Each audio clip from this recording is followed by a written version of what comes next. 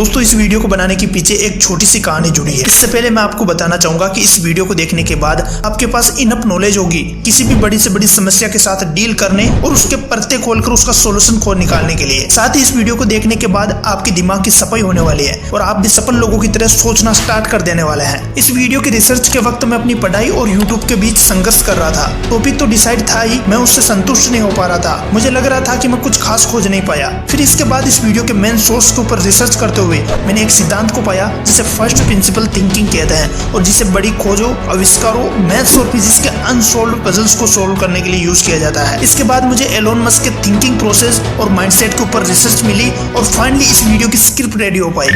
इस वीडियो में बताई गई टेक्निक से स्टूडेंट्स, यूट्यूबर्स, प्लेयर्स और हम सब अपनी डेली लाइफ में बिना किसी मेंटल बैरियर के सोच भी पाएंगे और प्रॉब्लम्स के जड़ तक पहुंचकर उसका सॉल्यूशन भी फाइंड कर पाएंगे, जिसे कि आप कह सकते हैं कि हम सफल लोगों की तरह सोचना सीखेंगे। दोस्तों सालों पहले इस टेक्निक का आविष्कार हुआ मैथमेटिक्स, फिजिक्स और टफ थ्योरीज को सॉल्व करने के लिए, लेकिन एलोन मस्क ने इसका यूज करके बताया कि कैसे थियोरेटिकल नॉलेज और डिग्रीज के बिना भी दुनिया में सबसे बेहतर किया जा सकता है। दरअसल एलोन मस्क अपने मिशन मंगल के लिए रूस गए थे सेकंड हैंड रॉकेट खरीदने के लिए, लेकिन रॉकेट्स की प्राइस बहुत ज्यादा महंगी पड़ रही थी। एलोन मस्क ने अपने हाथ खींच लिए और वापस घर लौट आए।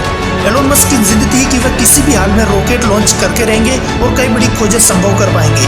इसलिए उन्होंने अपनी प्रॉब्लम्स को ध्यान में रखते हुए सॉल्यूशन फाइंड करना स्टार्ट कर दिया। इसके लिए उन्होंने फर्स्ट प्रिंसिपल थिंकिंग टेक्निक का यूज किया। दोस्तों हम सब अपनी एनालिटिकल थिंकिंग से अपनी प्रॉब्लम को सॉर्ट करते हैं, जिससे कि हम आसानी से उस प्रॉब्लम के सॉल्यूशन तक तो होते हैं, लेकिन उसकी छोटी छोटी जरूरी डिटेल्स हम मिस कर जाते हैं। एग्जाम्पल के तौर पर जब हम हमारे स्मार्टफोन में सेल्फी लेते हैं तो हम यही सोचते हैं कि हमारे डिवाइस ने हूबहू पिक्चर कैच की है और उसे सेव कर लिया है, और जब हम उसे कहीं पोस्ट करते हैं या पर इंटरनेट पर शेयर करते हैं तो हम ये सोचते हैं कि हमारी ऑडियंस के पास हमारी इमेज गई है जो हमने भेजी थी। हमने इस प्रोसेस में डिटेल को मिस कर दिया है। असल में हमें प्रोसेस तो समझ में आ गया है कि हुआ क्या है और कैसे हुआ है, पर इसके पीछे की डिटेल्स अभी भी हमसे दूर है। लेकिन असल में आपका डिवाइस आपके पिक्चर के पैटर्न्स नोट करता है, वह डाटा के रूप में वेबसाइट पर चढ़ा दी जाती है जहां आपकी पिक्चर शो होनी होती है। और शायद मैं कोई एक्सपर्ट तो नहीं हूं, पर ऑल ओवर ये सब चीजें पैटर्न्स और कोडिंग्स नंबर के रूप में काम करती है। लेकिन हमने आज तक इतना गहरा नहीं सोचा और ऊपर से मान लिया कि हमारी फोटो एज इट इज भेज दी गई है और सेम इसी प्रकार से ये वीडियो रिकॉर्ड होकर आप तक पहुंची है। ये सभी पैटर्न्स और कोडिंग का कमाल है, लेकिन हम आसान भाषा में इसे वीडियो कहकर इसके पीछे के प्रोसेस को भुला बैठते हैं। ये एक प्रकार होता है एनालॉजिकल थिंकिंग का।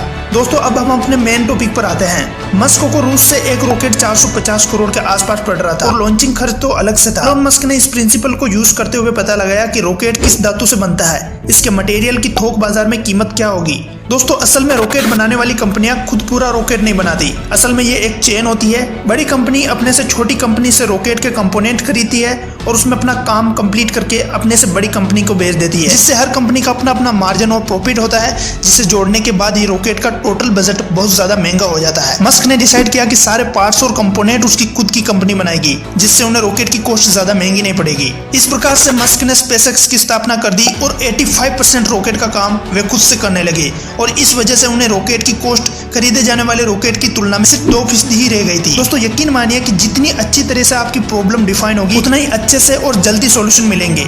इंग्लिश में कोट्स है कि if you correctly define your problem you almost have solutions. अपनी जिंदगी में इस प्रिंसिपल को अप्लाई कैसे करें? जब भी आप खुद को उलझा हुआ पाए तब आप इन 3 स्टेप्स को फॉलो करें। स्टेप नंबर 1, सबसे पहले अपनी प्रॉब्लम को अच्छे से डिफाइन करें कि आपकी प्रॉब्लम है क्या। Step number 2, challenge your assumptions. अपनी पूर्ण धारणा को चुनौती दे और उसे अपने सोचने के प्रोसेस से अजम्पशंस और फैक्ट को अलग अलग कर। Step number 3, break down your problem. अपनी प्रॉब्लम को छोटे छोटे हिस्सों में तोड़ दे। स्टेप नंबर 4, अब जो भी सॉल्यूशन और नया आइडिया है उस पर काम करें। अल्बर्ट आइंस्टीन साहब कहते हैं कि यदि मुझे 1 घंटा किसी समस्या को सुलझाने के लिए दिया जाए तो मैं 55 मिनट उस प्रॉब्लम को अच्छे से सोचने के लिए दूंगा, उसे सही से आइडेंटिफाई करूंगा और अगले 5 मिनट में उसका सॉल्यूशन लिख दूंगा।